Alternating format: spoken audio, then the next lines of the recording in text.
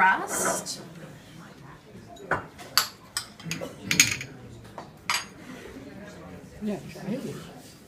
And the very last thing that you have to worry about is, how you're going to cook it. And I always recommend people take their time and be patient. If you notice, the meat that you all had this evening had a very small gray band.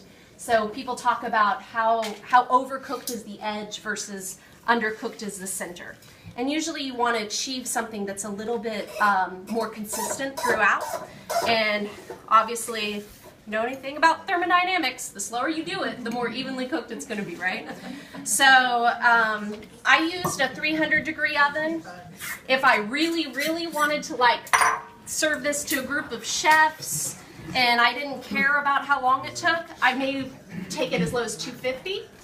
But at 300, it's going to take 60 to 70 minutes to come up to medium rare.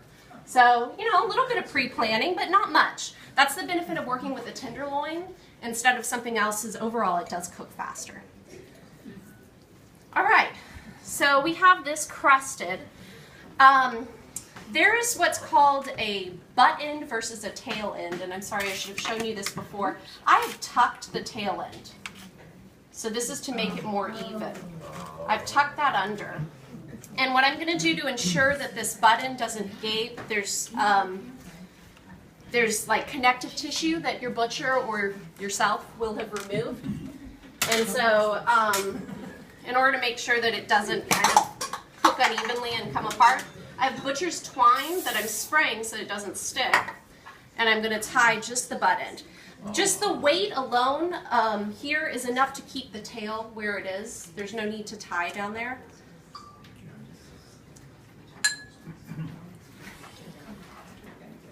And in 2 or 3 places is usually sufficient. All right, so all we have to do now is get into the oven and wait and relax. So at this point, I'm happy to take questions from anybody about this recipe, perhaps other recipes, and also just let you know that my passion here, since I've moved and left America's Test Kitchen, is getting involved with local foods, and really interested in making our culinary culture here exciting.